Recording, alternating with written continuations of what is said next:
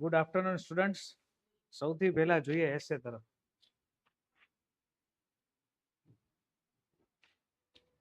તમે આ લોકોએ જ આ પેપર તમે લખ્યું છે. આ પેપર મને બધું માહિતી થોડીક આપી દીધી હોય તો મજા આવે કે આ પેપર લખેલું છે બધું.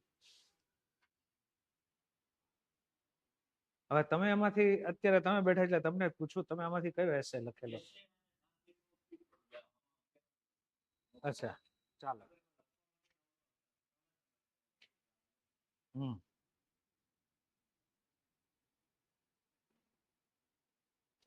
આમાં અત્યારે કેવો સરસ મજાનું war is the ultimate prize we pay for the lasting peace, give your opinion. તો એમાં તમે શું લખવું જોઈએ, કેવું કેવું લખવું જોઈએ? પેલા મને એમ કહો કે આ એસે ની ટાઈપ કઈ છે? અત્યારે આ કરંટ ને રિલેટેડ પૂછ્યો છે, પણ એ તો કરંટ નું એક્ઝામ્પલ થયું.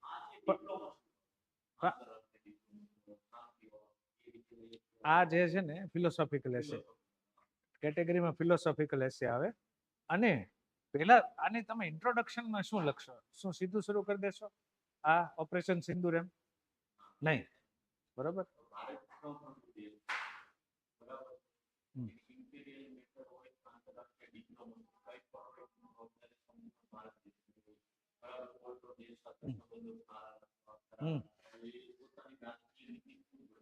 હા, તો બિલકુલ ચાલશે નહીં. એ તમારી શરૂઆત બરોબર નથી. અહીંયા એમ કીધું છે war is the ultimate prize we pay for the lasting peace, give your opinion. આનો મીનિંગ શું થાય આખાનો?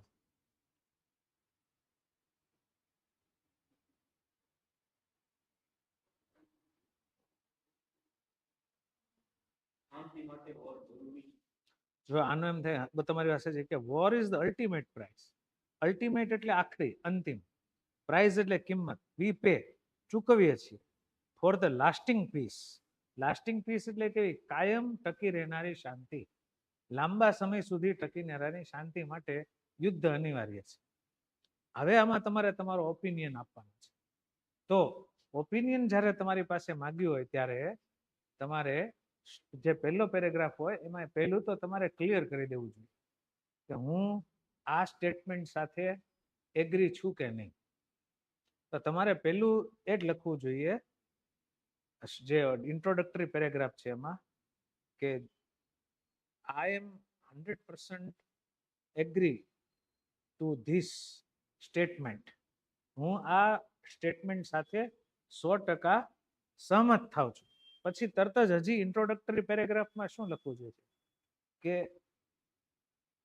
જ્યાં સુધી શક્ય હોય ત્યાં સુધી, as far as possible we should try to avoid war. આપણે વોરને એવોઇડ કરવા માટે બને ત્યાં સુધી પ્રયત્ન કરવો જોઈએ. અને આપણી હિસ્ટ્રી, આપણું કલ્ચર પણ આપણને એમ શીખવાડે છે. હજી કોઈ આ ઓપરેશન સિંદૂરની કોઈની વાત જ નથી કરી કે આપણે બને ત્યાં સુધી યુદ્ધને ટાળવું જોઈએ. પણ જ્યારે ઇડિયમ વાપરી દેવાય, વોટર રીચીસ ટુ યોર નોઝ, પણ જ્યારે પાણી છે એ તમારા નાક સુધી પહોંચી જાય, than we have the last option and it is war. ત્યારે આપણી પાસે એક લાસ્ટ ઓપ્શન રહે છે અને કયો?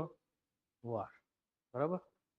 અને હવે તમે આની અંદર સહમત થયા છો તો શું તમે બહુ જુસ્સાવાળા છો એટલે સહમત થઈ ગયા છો? તમે બહુ તાકાતવાળા છો એટલે સહમત? નહીં. આ તમારે એને પ્રૂવ કરવું પડશે કે this is the final truth, bitter truth છે. આને કેવું ટ્રુથ કેવું જોઈએ? Bitter truth. આ કડવું સત્ય છે કે ભાઈ જ્યાં સુધી યુદ્ધ નથી થતું તો લાંબા ગાળાની શાંતિ નથી થતું. અને યુદ્ધ થાય ત્યારે શું થાય કે જે એવિલ બધા છે એક સાથે જોડાશે અને યુદ્ધમાં એનો નાશ થશે.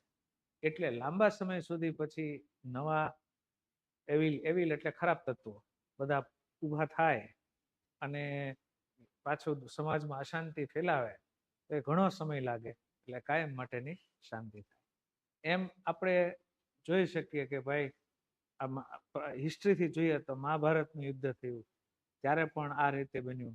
પછી તમને એવા બીજા 2-4 એક્ઝામ્પલ યાદ આવે કે જો આપણે આ આવા આવા યુદ્ધ કરી નાખ્યા હતા તો પછી કાયમ માટેની શાંતિ થઈ ગઈ એમ. જેમ કે અમેરિકાએ એની પર 2002માં આ 9/11 થયું, તો એના પછી એને અફઘાનિસ્તાનનું કેટલું આમ એમ કહેવાય કે ડિસ્ટ્રોય કરી નાખ્યું અફઘાનિસ્તાન. તો હજી એટલા વર્ષો વયા ગયા, હજી સુધી અમેરિકાનું કોઈ ટેરરિસ્ટ એટેક એની પર નથી. એટલે સહન શક્તિ જે છે બરાબર, એને એક લિમિટેશન હોય. એ લિમિટ થી પછી વધારે થાય ત્યારે આપણી પાસે વોર સિવાય કોઈ ઓપ્શન રહેતો નથી, કારણ કે એ માણસો કોઈ રીતે સમજવા નથી.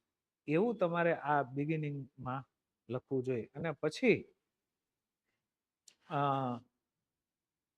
એમાં એક ક્લિયર મેસેજ પણ છોડવો જોઈએ અંદર, કે વોર છે ડાયરેક્ટ તો સ્ટાર્ટ કોઈ દિવસ નહીં કરી દેવાનું. બને ત્યાં સુધી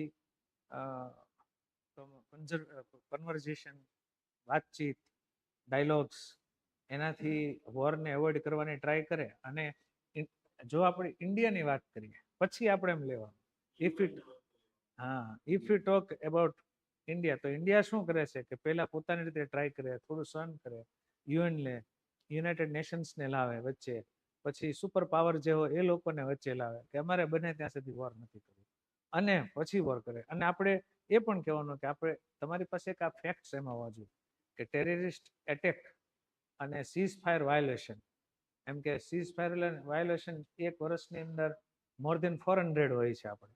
તો એનો અર્થ એમ થયો કે પર ડે એક કરતા વધુ વાર થાય છે, બરોબર, તો અથવા તો એક વાર થાય. તો આવી રીતે આપણે ક્યાં સુધી સહન કરવા? જો સીઝફાયર કરાર, સીઝફાયર વાયોલેશન કર્યા કરે તો આપણે પછી યુદ્ધ કરવા છે. અને આવા જે ટેરરિસ્ટ એટેક છે એ તો આપણે કેટલી વાર બની ગયા, એટલે સામો આપણે જવાબ આપવો જ પડ્યો. અને જો આવો જવાબ આપીએ તો જ પરમેનન્ટ પીસ આપણને મળે.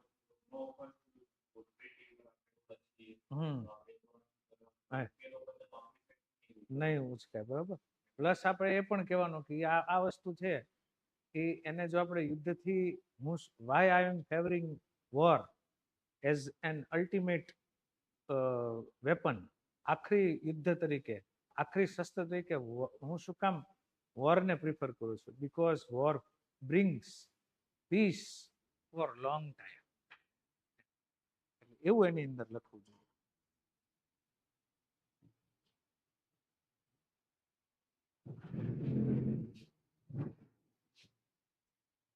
પછી કોઈ બીજો એસે વિશે મને કહો તમે, તો હું તમને એના વિશે કહું કે એમાં કેવું લખવું જોઈએ. Global trade war and its economic implication on world. America એની પરથી વધારવાનું. અને તમને તો પેલા ગ્લોબલ ટ્રેડ વોર ની આખું ટ્રેલ ખબર હોય છે કે ટ્રમ્પ આ ઇનિશિયેટ કોણે કરી? ગ્લોબલ ટ્રેડ વોર ઇનિશિયેટ કોણે કરી? તો કે ટ્રમ્પ આવ્યો અને એને કરી, બરાબર. પછી એની સાથે કોણ જોડાણું? ઇન્ડિયા. ઇન્ડિયા ઉપર કર્યું, ઇન્ડિયા સામો જવાબ આપ્યો. એને ચાઇના ઉપર કર્યું, ચાઇનાએ એને જવાબ આપ્યો. અને આ રીતે બધા દેશો સાથે પછી એની અસર આવવા લાગીને ગ્લોબલ ટ્રેડ થવા લાગી, બરાબર. હવે એની ઇકોનોમિક ઇમ્પ્લિકેશન શું થાય? તો ગ્લોબલ ટ્રેડ વોર છે એનો એડવર્સ ઇફેક્ટ કઈ કઈ છે? આ ગ્લોબલ ટ્રેડ વોર વાય, કારણ કે જ્યારે કોઈ જે ઓથોરિટી છે એ સેલ્ફિશ બની જાય, કંઈક એના મનથી ક્રેઝી બની જાય, ત્યારે જ આ વસ્તુ બને. ટ્રમ્પને અત્યારે શું થઈ ગયું છે? એકલા પૈસા, હું અમેરિકાને સમૃદ્ધ કરી દઉં. તો તમામ પ્રકારના એના, એવું નથી ટ્રેડની બાબત, બીજી કોઈ પણ બાબત તમે વિચાર કરો. એને જે પહેલી પોલિસી આપી કે 42 લાખમાં તમને એનો સિટીઝનશીપ આપી દે, 42 કરોડમાં, એવી એ પોતાના દેશની નાગરિકતાને વેચવા માટે બજારમાં મૂકી દીધી. શું કામ? કારણ કે એ પૈસા પાછળ ગાંડો થયો, બેઝિકલી બિઝનેસમેન છે, બરોબર. બેઝિકલી એ બિઝનેસમેન છે. એટલે તમારે, કેમ કે આ એને પોતાની નાગરિક, એટલે એમાં એને આવક ક્યાંથી મળે? તો કે તમે ટેરિફ વધારો તો આવક થશે, અને મારી વગર તો દુનિયાને ચાલવાનું નથી. તો એ બાબતમાં એને ટ્રેડ વધારે. એની એડવર્સ ઇફેક્ટમાં પહેલું થાય કે જે ટ્રેડ છે ને એ ઇનસ્ટેબલ બની જાય. ટ્રેડ પહેલીની એડવર્સ ઇફેક્ટ તમારે લખવી જોઈએ કે એને આજે લખ્યું છે ઇકોનોમિક ઇમ્પ્લિકેશન્સ, એમાં એની એડવર્સ ઇફેક્ટ ખૂબ છે. ઇમ્પ્લિકેશનમાં ટ્રેડ વોરમાં ઇમ્પ્લિકેશનમાં કોઈ ફાયદાની વાત કોઈને ના હોય, બધું નુકસાન જ હોય. ટેરરિઝમના કોઈ ફાયદા હોય નહીં. એની જેમ છે કે ટ્રેડ વોર છે એના કોઈ ફાયદા હોય નહીં. તો પહેલો ફાયદો કયો છે કે ટ્રેડ છે, ટ્રેડ બીકમ્સ ઇનસ્ટેબલ. ઇનસ્ટેબલ એટલે શું? સામાન્ય રીતે દરેક કંપની હોય ભારતની, એને ખબર હોય કે આટલી વસ્તુ વેચાય છે એટલે મારે અમેરિકા દર વખતે એટલું મારું ખરીદે, ચાઇના આટલું ખરીદે, તો એનું પ્રોડક્શનનો પ્લાનિંગ એ જ રીતે રાખતા હોય. બરોબર? હા, એ એને બંધ કરી નાખી. બરોબર? તો એમ એટલે શું બન્યું કહેવાય, મેં જે શબ્દ વાપર્યો ને કે ઇનસ્ટેબલ ટ્રેડ, તમારો જે વેપાર છે ઇનસ્ટેબલ બની જાય છે. હવે વેપાર એક પછી બીજી શું ઇફેક્ટ આવે ઇકોનોમી ઉપર? આની ટ્રેડ વોરની બીજી ઇફેક્ટ ક્યાં આવે? ફોરેન એક્સચેન્જ ઉપર. કારણ કે વેપાર જ્યાં ગરજ હશે ત્યાં જ થવાનો. સામાન્ય રીતે કેવું હોય કે વેપાર બે રીતે થતો. એક રૂટીન વેપાર હોય, આપણે બધું જે ખરીદતા હોય, પણ અમુક વસ્તુ કેવી હોય કે જો ગરજ હોય તો જ આપણે લઈએ. બરાબર? તો વસ્તુઓ મોંઘી બનશે તો આપણે પછી કેવી વસ્તુ લેવાના, ક્યારે લેવાના? જ્યારે ગરજ હશે ત્યારે. બરોબર? એના એ જ રીતે આખા વિશ્વના ટ્રેડ વોરને લાગુ પડશે. એટલે ઇકોનોમી ઉપર એની બીજી, એટલે ગરજમાં જ્યારે માણસ કરે ત્યારે વેપાર છે એ કેવો થાય? શ્રિંક થાય. ટ્રેડ છે એ શ્રિંક થાય, ઇનસ્ટેબલ થાય, અને સાથે કેવો થાય? શ્રિંક એટલે સંકોચાઈ જવાનું. અને પરિણામે શું થવાનું? તો કે ફોરેન એક્સચેન્જ છે એના રેટમાં ભારે અસર જોવા મળે. ક્યાંક એકદમ વધી જાય તો ક્યાં એકદમ ઘટી જાય. એટલે બીજી એડવર્સ ઇફેક્ટ શેના પર આવે? Foreign exchange. અને ફોરેન એક્સચેન્જ ઉપર આવે એ તો દેશ માટે, કોઈ પણ દેશ માટે ખરાબ વસ્તુ છે. પછી ટ્રેડ વોરની ત્રીજી એડવર્સ ઇફેક્ટ, આ બે ઇફેક્ટ છે ને આપણે, ત્રીજી એમ્પ્લોયમેન્ટ. બરાબર? ટ્રેડ વોરની ત્રીજી ઇફેક્ટ બધા દેશના શેના પર જશે? એમ્પ્લોયમેન્ટ ઉપર. અને એમાં તમારે લખી શકો કહેવત એક, માઇટ ઇઝ રાઈટ. બળિયાના બે ભાગ, માઇટ ઇઝ રાઈટ. એટલે ફાયદો કોને થવાનો? જે ડેવલપ્ડ કન્ટ્રી છે, જે તાકાત વાળો છે, એને કઈ બહુ ચિંતા નથી.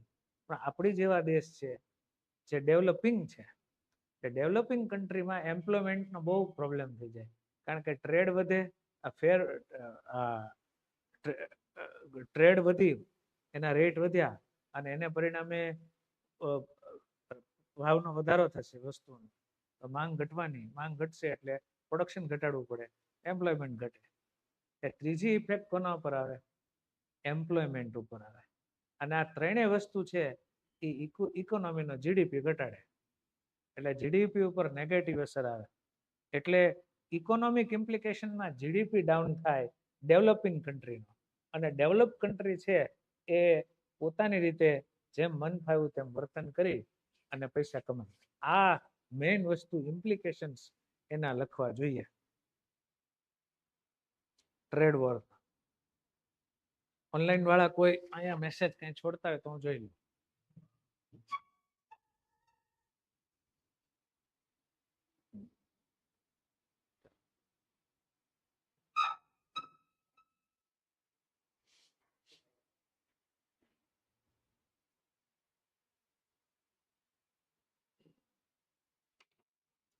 પછી તમે આગળ આપણે જોઈએ, જો એસે તો બે જોયા કે એમાં કેવું લખાય. આમાં તમે લેટરમાં શું લખ્યું હશે? તમે આપ્યું છે પેપર? તો તમારો પેપર કાઢો, આપણે તમારી સાથે. Imagine you are a state tax inspector. Your area is frequently news about tax theft by different kind of business activities carried out in your jurisdiction. Your commissioner shout your opinion regarding actions to be taken, actions to be taken to address the issue of tax invasion in your jurisdiction. Write a letter in about 150 words to a senior officer suggesting necessary measures. ચાલો, તો tax ની ચોરી થાય છે અને એના બાબતના બધા અલગ અલગ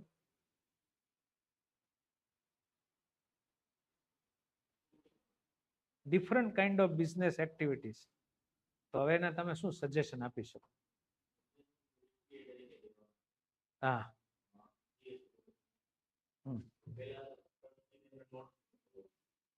કોને? હા.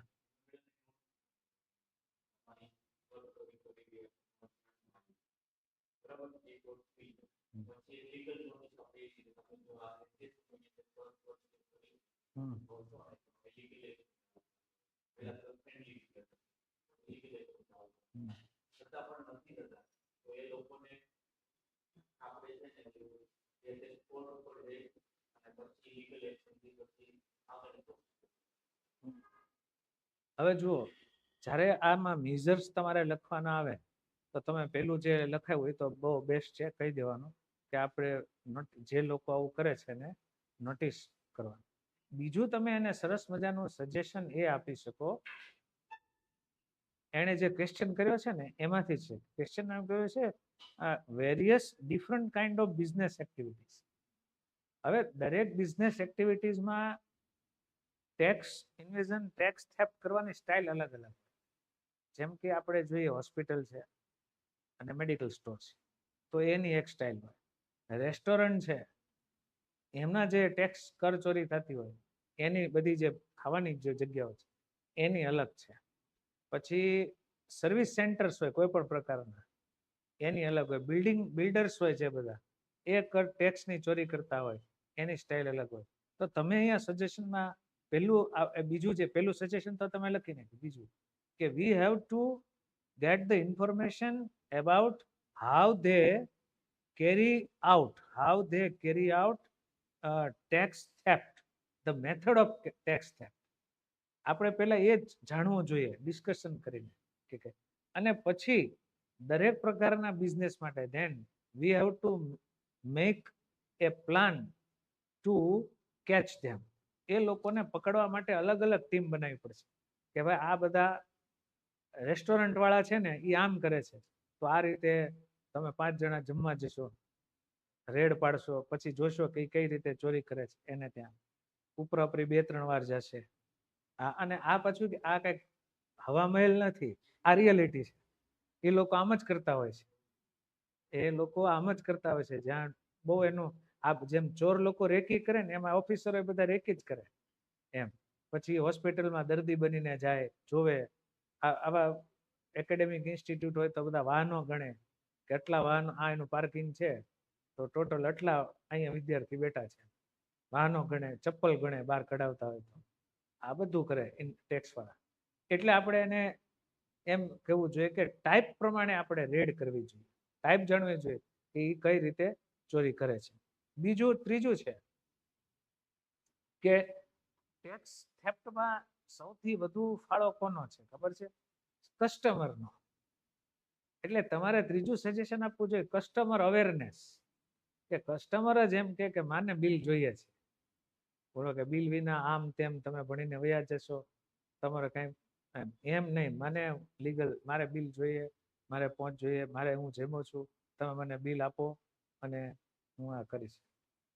તો એટલે એક અવેરનેસ પ્રોગ્રામ ચલાવવો જોઈએ જેમાં બધાને ફરજિયાત તમે બિલ લેવા માટે આવું કંઈક કરો. બીજું એક પેલું પ્રાઇઝ મની રાખવી જોઈએ કે કોઈ ટેક્સ ડિપાર્ટમેન્ટને બતાવશે કે આ લોકો આ રીતે ટેક્સ થેફ્ટ કરે છે તો એને ગવર્મેન્ટ એનું નામ છુપાવીને પ્રાઇઝ આપશે. તો 4 થઈ ગયા. આ ટાઈપના. હવે આ ઉપરાંત તમારી પાસે બીજા કોઈ હોય? હા, ભરી દેશે. હા, એટલે એના માટે ટેક્સ ભરવા માટે એની સ્કીમ્સ આપવાની, બરાબર? એને પ્રમોશન મળે. પનિશમેન્ટ એના માટે બહુ સરસ એક શબ્દ છે, પનિશમેન્ટ એન્ડ પ્રમોશન. આ બે અપનાવવું પડે. આપણી ભાષામાં કહીએ તો શિક્ષા ને દીક્ષા. સમજ્યા? સજાય કરવી પડે, પ્રમોશન કરવું એટલે આગળ વધારવું, એને ભાઈ સાહેબ બાપા કરવા, પ્રમોશન. પનિશમેન્ટ એટલે સજા. એટલે પનિશમેન્ટ એન્ડ પ્રમોશન ની policy, punishment and promotion policy. અને આ વસ્તુ તો તમે બીજા કોઈ લેટરમાં આવા જે હું શબ્દો કીધા હોય તો એમાં તમારે લગાડી દેવાના, એટલે ખ્યાલ સરસ લાગે. Punishment and promotion policy.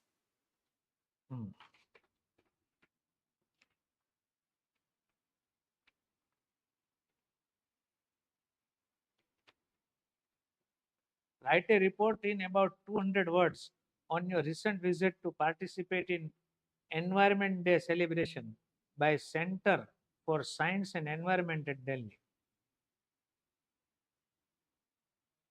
તો પેલું આમાં એક મેઇન, ચાલો તમે કહો.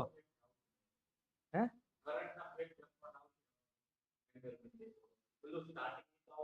સ્ટાર્ટિંગમાં શું લખશો? જેના બહુ માર્ક, ટાઇટલ લખ્યું, ટાઇટલ શું લખશો?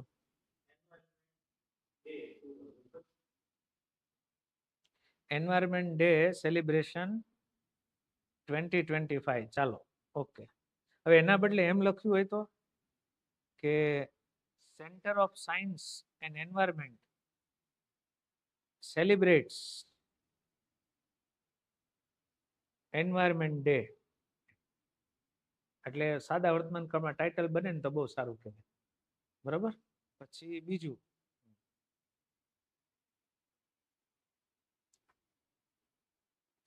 એક આવું ટાઇટલ બને, centre for science and environment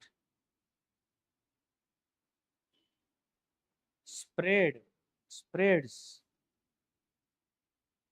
a clear message. આ બધું સેલિબ્રેશન કરે ને એ શું કામ, આવા દિવસોનું સેલિબ્રેશન શું કામ કરવું જોઈએ? કરે કે માણસોને એ દિવસે એ બાબતનો મેસેજ મળે. એટલે સ્પ્રેડ એ ક્લિયર મેસેજ, સ્પષ્ટ મેસેજ પાઠવે છે. સાદા વર્તમાન કાળ. તો એ ટાઇટલ છે એ થોડા વધારે તમારા આઈ કેચી બને. આ ટાઇટલ કેવા બનવા જોઈએ? આઈ કેચી, અલગ બનવા જોઈએ.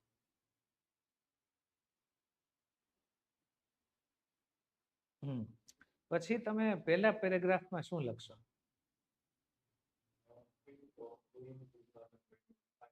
યસ, આ પેલું લખવું જોઈએ કે એનો ડેટ કઈ છે. કઈ એન્વાયરમેન્ટ ડે નો તમને ડેટ જો યાદ ન હોય તો તમને માર્ક ગયા. બરાબર, એટલે એ તમે લખશો ખાસ, એ મને ગમ્યું. પછી હવે આ સેલિબ્રેશનમાં કઈ કઈ ચીજનો સમાવેશ કરશો?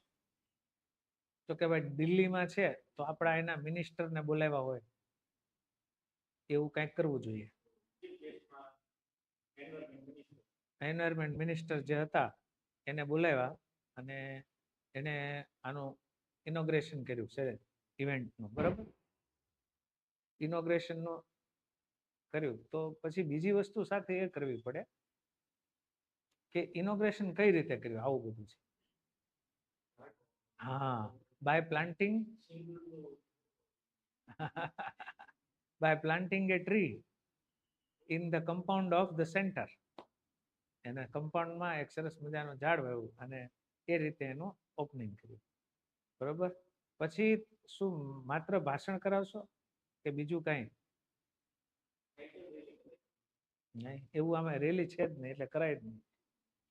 તો તરત જ કરે કે then the cultural and informative program began. તો એમાં સૌથી પહેલું એ વિડીયો શો રખાય.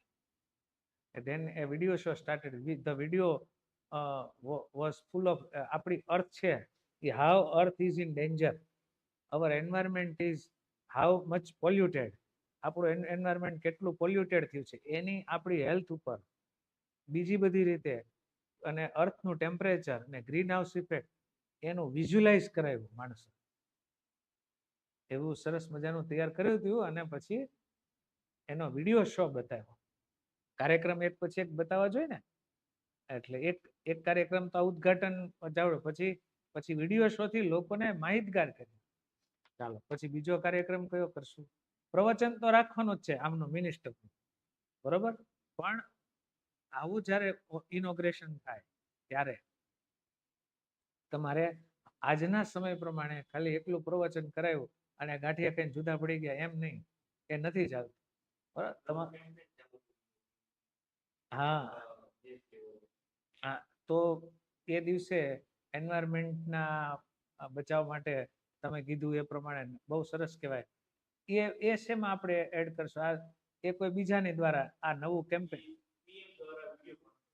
વિડીયો કોન્ફરન્સ થી પીએમ આટલું બજેટ ફાળ્યું અને એને કેમ્પેન કરાવડાવ્યું. Very nice, very good. પછી પછી એક પ્લે કરવામાં આવ્યું દિલ્હીના આ એન્વાયરમેન્ટ માટે બાળકોને ખાસ જાગૃત કરવા જોઈએ.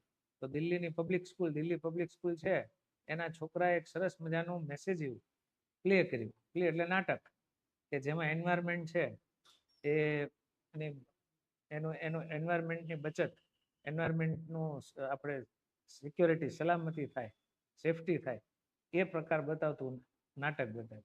બરોબર. લાસ્ટમાં આ જે મિનિસ્ટર હતા એમણે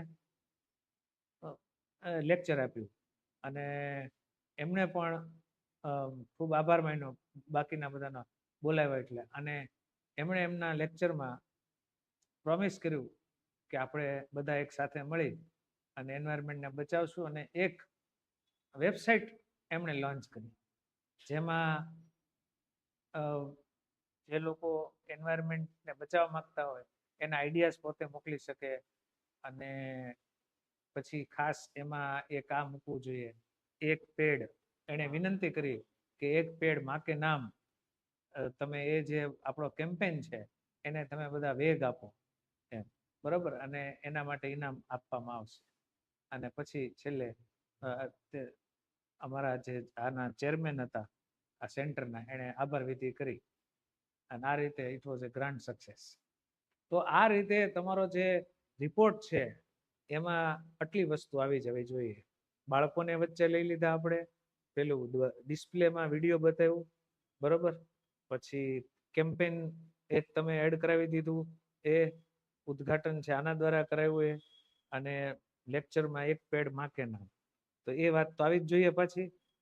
એટલે બધું થઈ ગયું.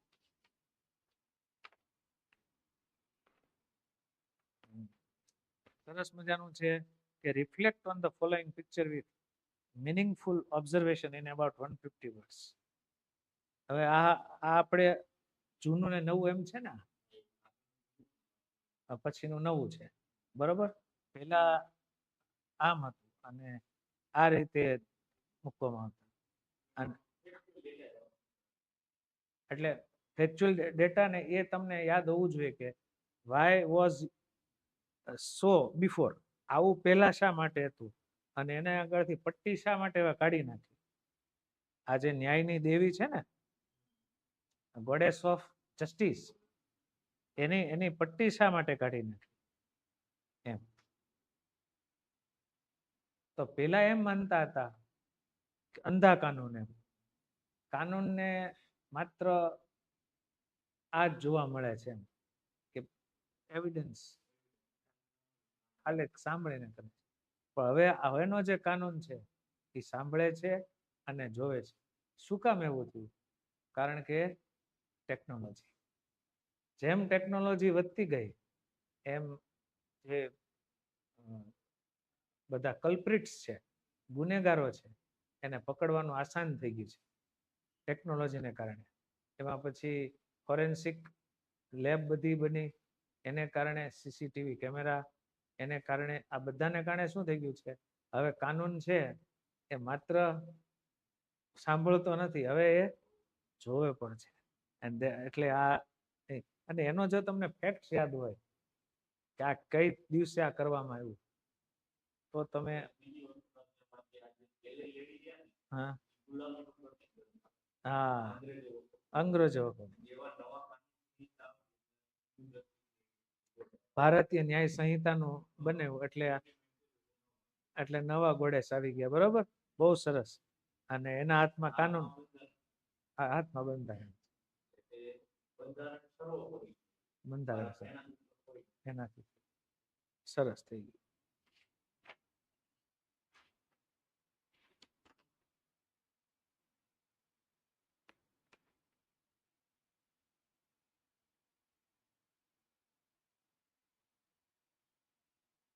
The Urban Development Department આ ઓડા ગુડા હોય ને જે એ છે આ.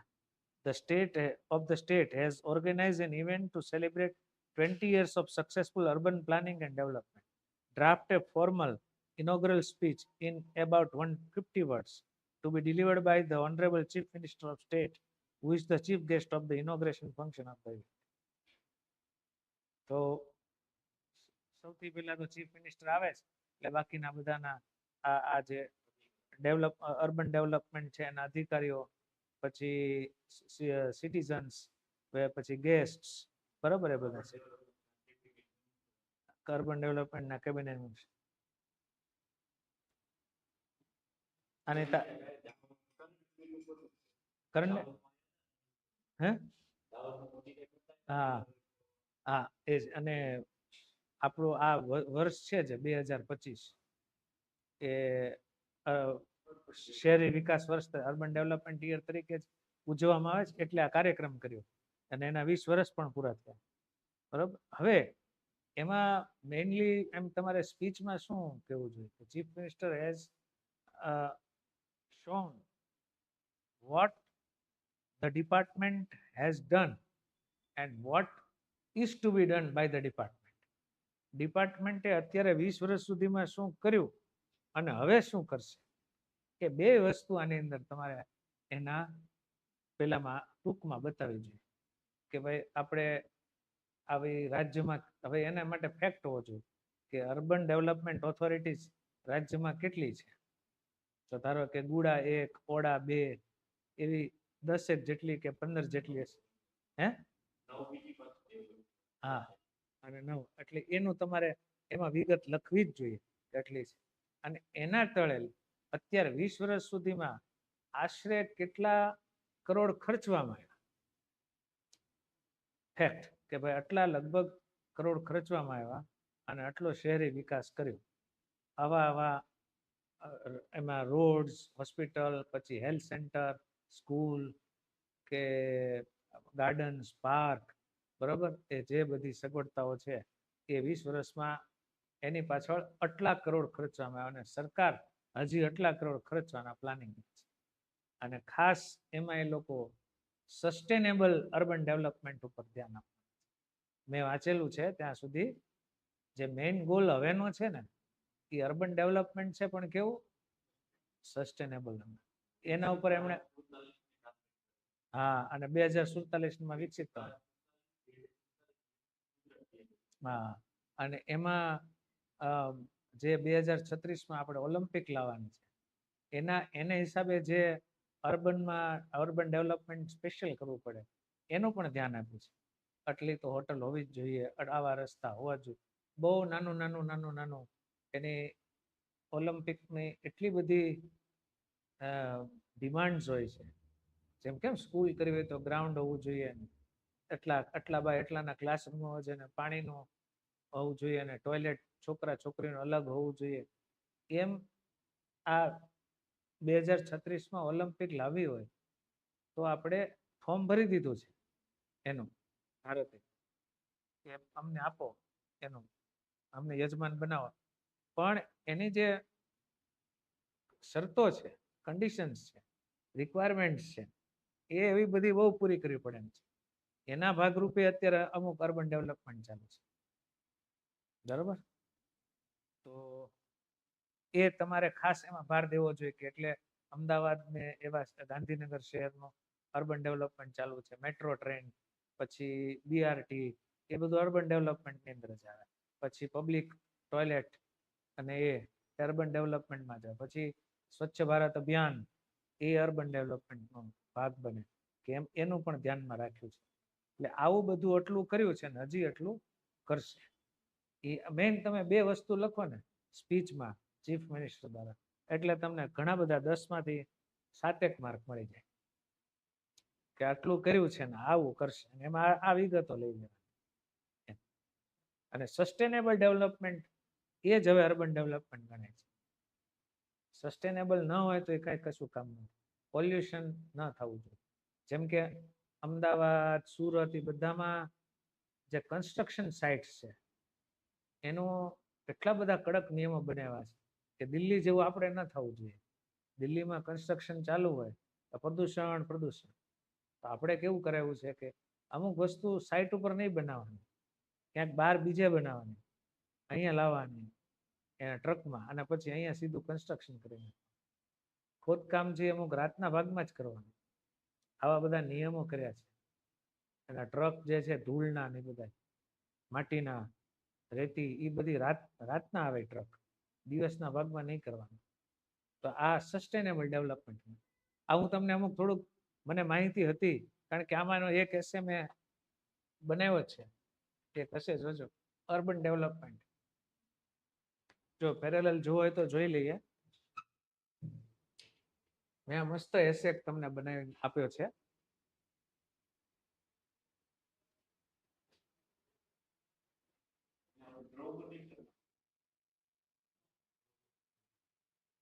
જો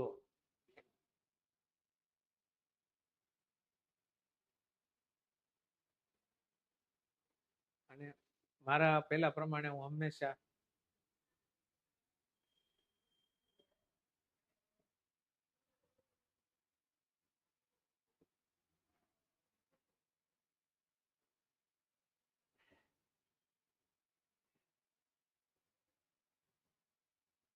અપડાઉન કરવા માટેનું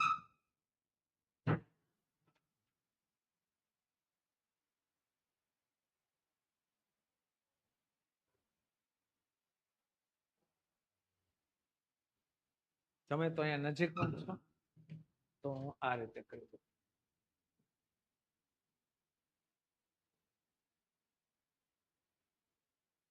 અર્બન અહીંયા શું લખ્યું છે?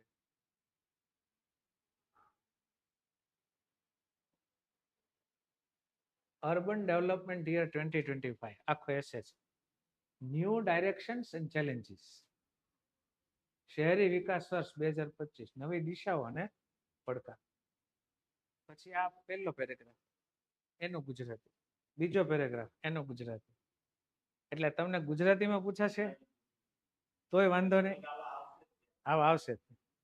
એટલે આજના દિવસમાં બે, પછી મને તો આવી કઈ ખબર નથી, બે એસે કરાવી. એક બીજું ક્લાઇમેટ ચેન્જ મિટિગેશન લાવ્યો છે, બરોબર.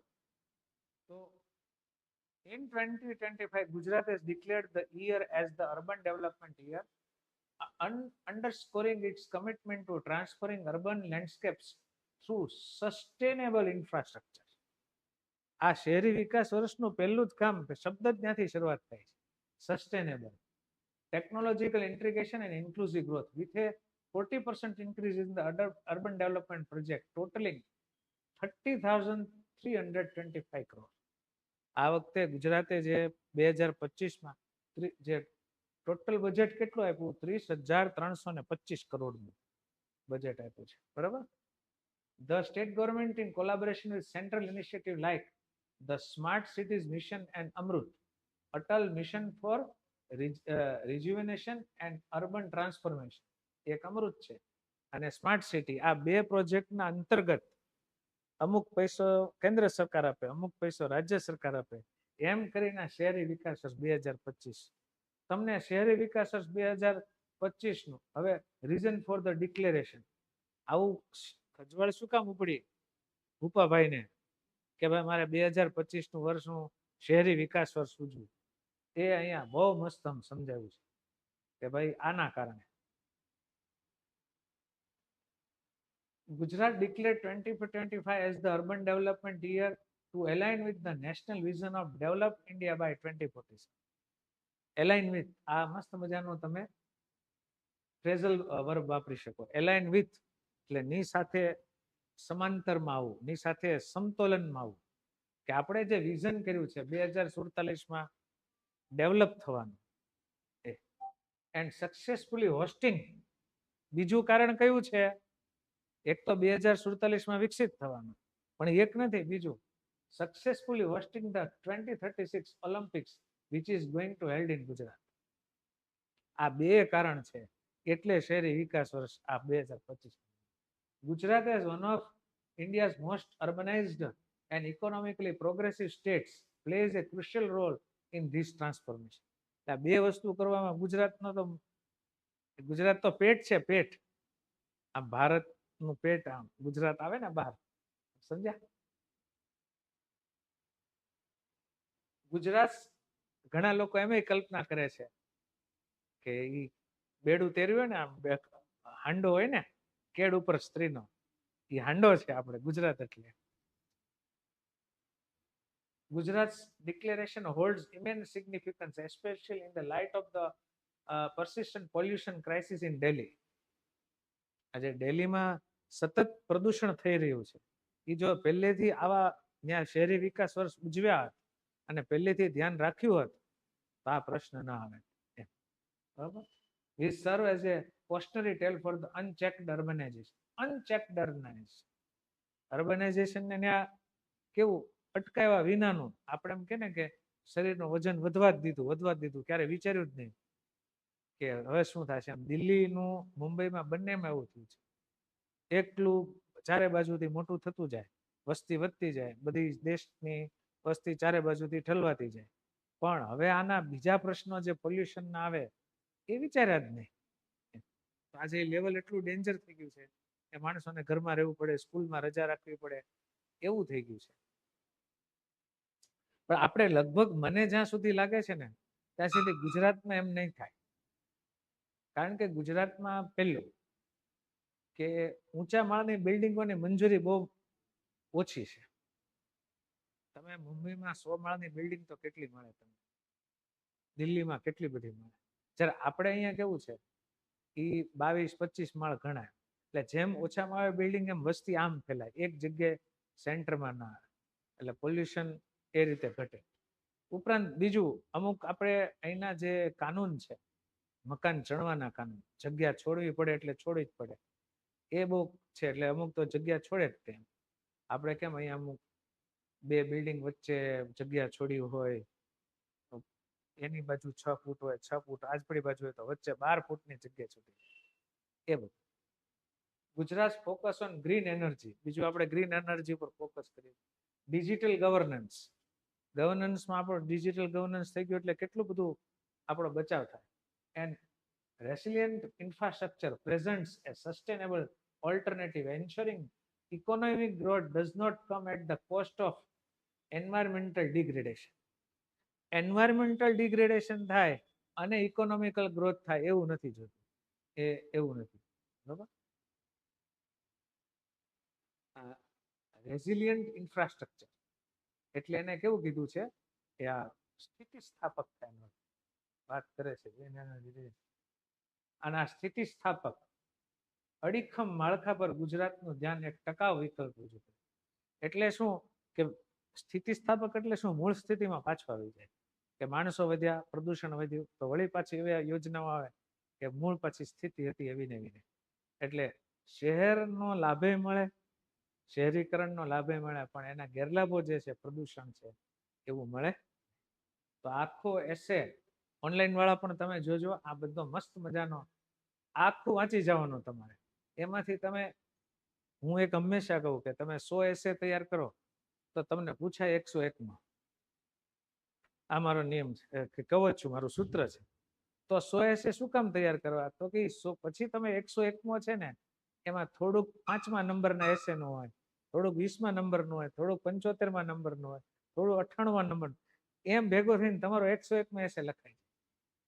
જે તૈયાર કર્યો છે નથી પૂછવાનો, તમારે જે એક્ઝામમાં જેટલા એસે તૈયાર કર્યા હોય એનું કંઈક મિક્સ કરીને તમારે લખવાનું આવશે. અથવા એવું બને કે એસે તમે રિપોર્ટમાં લખતા હો, રિપોર્ટમાં તૈયારી કરી એસેમાં લખતા હો, એવું પણ બને. તો જુઓ, દિલ્હીના પ્રદૂષણ સંકટમાંથી શીખ. Lessons from Delhi's pollution. દિલ્હીમાં જે શહેરીકરણ થયું ને પોલ્યુશન મળ્યું એનું આપણે લેસન લીધું, અને લાસ્ટ યર અમદાવાદમાં થોડુંક પ્રદૂષણ વધારે મળ્યું અને કેટલાક વિસ્તારોમાં. એટલે આપણી ગવર્મેન્ટ એલર્ટ થઈ ગઈ કે આપણે આખા ગુજરાતમાં પ્રદૂષણની વસ્તુ ન થાય. અને જો પ્રદૂષણ થશે, તો જો પ્રદૂષણનું અમુક લેવલ વધી ગયું આપણા અમદાવાદમાં ને, તો 2036માં ઓલિમ્પિકની માન્યતા મળશે જ નહીં.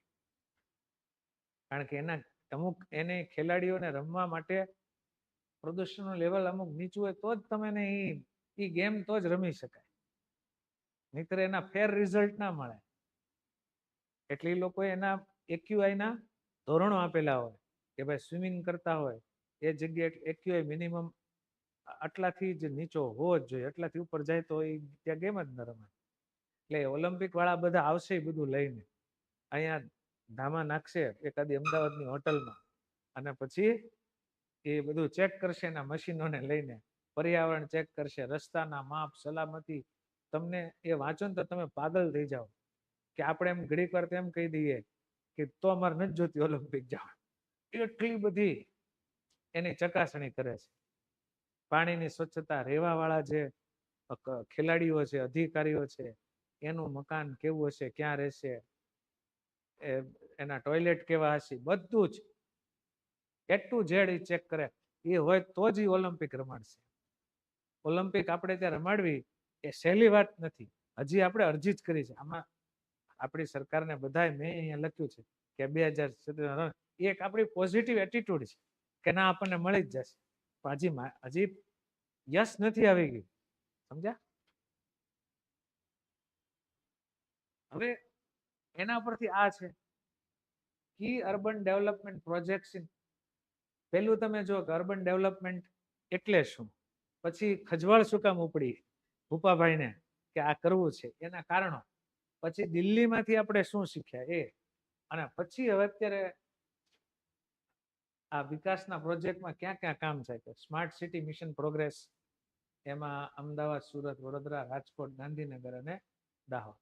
પછી Ahmedabad is completed many of the smart city projects including intelligent traffic management, smart street lighting and integrated command centers.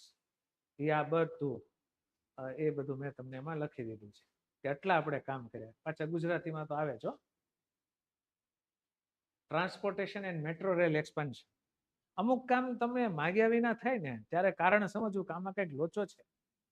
જેમ કે ક્યાંક અંડરબ્રિજ ત્યાં રજૂઆત જ ન કરી હોય કઈ અંડરબ્રિજ કરવો છે તોય થઈ જાય. કોઈ બગીચાની અંદર આપણી સરકારની આદત કેવી છે કે તમે 50 વાર કહો કે અમને અહીંથી અહીંની ટ્રેન આપો, અહીં અમને જાહેરનો બગીચો આપો, રિક્વેસ્ટ ઉપર રિક્વેસ્ટ. નગર સેવક હોય, કોર્પોરેટર, એ ધારાસભ્ય, એ બધા ખૂબ રજૂઆત કરે ત્યારે બગીચો મળે. આમ નામ બગીચા મળવા માંડે ને ત્યારે સમજવું કે इसके पीछे कुछ तो है भैया, दया कुछ तो गड़बड़ है. એને પોતાની ઉપર ભીસ આવી હોય કે એ રાજકારણી હોય, આપણી સરકારે કાંઈક આવું કામ કરવું હોય ને એમાં આ બધું કરવું જરૂરી હોય. એમ પૂછે કે અમદાવાદની વસ્તી કેટલી, 90 લાખ, બગીચા કેટલા, તો કે 40. તો કે રહેવા દો, જાઓ ભાઈ, દર 25,000 એક બગીચો હોવો જોઈએ તો જ તમને વિકસિત કેવો, નહીતર વિકસિત કેવો જ નહીં. બરોબર? SDG બધા પાલન કરવાના ને. એટલે એમાં આ છે. જો એમાં ગિફ્ટ સિટીની વાત આવી,